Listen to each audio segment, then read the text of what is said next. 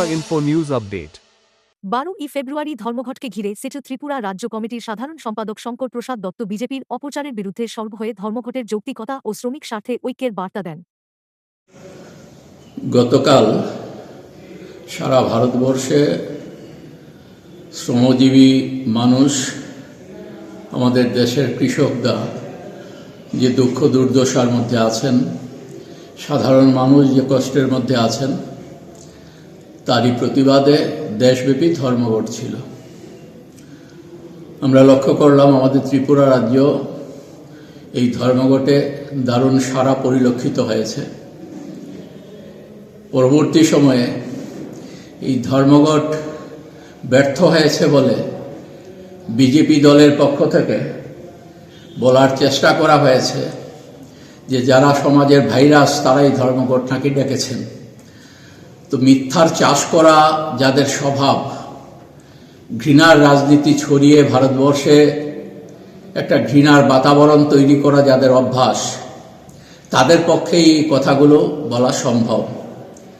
যারা ভারতবর্ষের সর্বনাশ করছে তারাই আমাদের দেশের মানুষের সমস্যা থেকে চোখ ফিরিয়ে রেখেছে।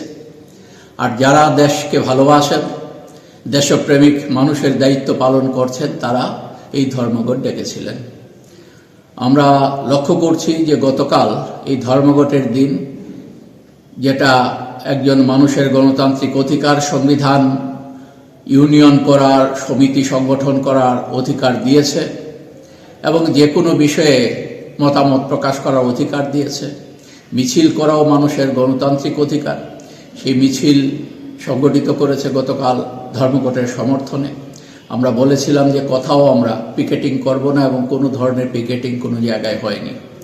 কিন্তু দুঃখজনকভাবে লক্ষ্য করা যাচ্ছে যে বিজেপি দলের পক্ষ থেকে বলা হচ্ছে যে সেখানে পিকেটিং করে কোথাও নাকি কাউকে কাউকে আটকে দেওয়ার চেষ্টা করা হয়েছে।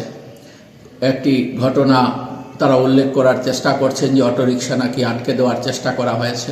কিন্তু আমরা খুব সুস্পষ্টভাবে এটা বলতে চাই, গতকাল CI2 রাজ্য সভাপতির নাম উল্লেখ করা হয়েছে।